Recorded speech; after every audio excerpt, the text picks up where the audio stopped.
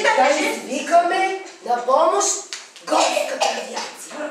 А те ще минат, ще пуснат марканиците по въздух, ще паднат долу и всички деца ще имат хитро, нали, Лисано? Да бе, такава голяма галимация ще настане, Вълче, представи.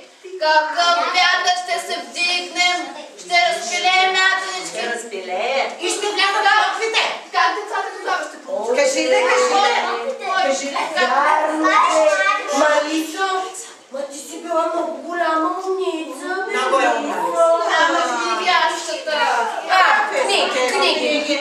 Като знаеш толкова с тия книги, кажи сега как ще решим проблема. И това е лесната дилема. Брой. Ще тръгнем. Къде? Тази по онази пътечката направо. Какво ще правим? Ще ходим в горската библиотека. Библиотека.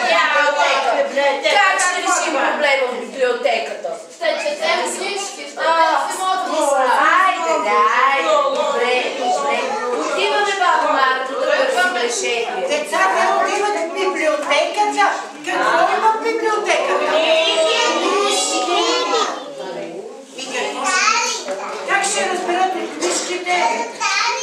И докато тръгвали до библиотеката, ние ще изпеем още една песен, за да дойде и Штъркела да извикаме.